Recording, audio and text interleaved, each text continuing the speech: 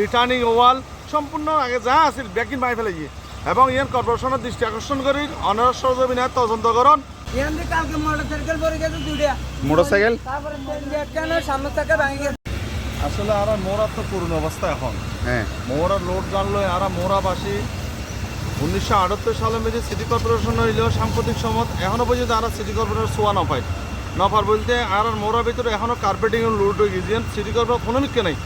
ইট carpeting soling load পর্যন্ত রয়ে গেছে এখন এই বর্ষার মধ্যে সমগ্র মোহরান মধ্যে যেভাবে রোডটা ক্ষতি হয়ে আর চলন জীবন জনজীবন বিপন্ন হয়ে যাবে এবং সবচেয়ে বেশি ক্ষতি হয়েছে আর এই সাময়িক জলবদ্ধ নিরসনের উগ্র বান নামে যে আর্মি সামরিক বাহিনী যে উগ্র হাজগরের ইটারার 30 টন 40 টন 50 টন পর্যন্ত গাড়ি আর গুঁড়ো ছোটো ছোটো রোড ঢুকাই আর রোড টোন আর রিটার্নিং ওয়াল সম্পূর্ণ আগে যা আছে ব্যাকিং বাই ফেলে এবং ইয়ান কর্পোরেশনের দৃষ্টি আকর্ষণ করি অনার সহযোগিতা তদন্তকরণ আর মোরার বিশেষ করে মোরা ওয়াসার রোড মোরা ওয়াসা বালুটালত্তন মোরা পর্যন্ত যে রোডটা আছে এই রোডের মধ্যে আর্মির গাড়ি কল মানে জলবদ্ধতা নিরসনের যে গাড়ি কিন আগে হতা আছিল দিন মেইন রোড রাখিব তো ছোটো গাড়ি তারা মাল লই যাব কিন্তু গভর্নমেন্ট বিগত গভর্নমেন্ট পতনের ফরতন ইটার সম্পূর্ণ গাড়ি ডাইরেক্ট ডুবাই ফেলেন এখন 30-40 টনের গাড়ি যেকিন আর রোডের ক্যাপাসিটি বহুত বাইরে এই অবসর রোডতে গাড়ি চলিবার মতো না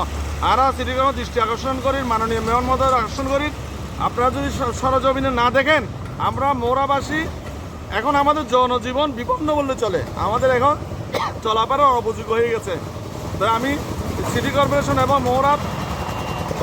এলাকাবাসীর দৃষ্টি আকর্ষণ করবো আপনারা সবাই সজাগ দৃষ্টি দেন এবং এর উদ্বোধন কর্মকর্তাদেরকে জানান যেহেতু মোরার রোডঘাটগুলো যাতে রক্ষা করে আমরা ওদের কন্ট্রাক্টরের সাথে কথা বলছি যে জলবদ্ধতা নিরসনের কন্ট্রাক্টর ওরা বলছে যে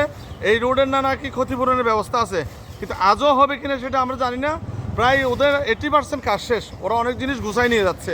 আমরা কিন্তু এখনও আশঙ্কা প্রকাশ করছি যে আসলে আমাদের কাজগুলো হবে কিনা আচ্ছা ধন্যবাদ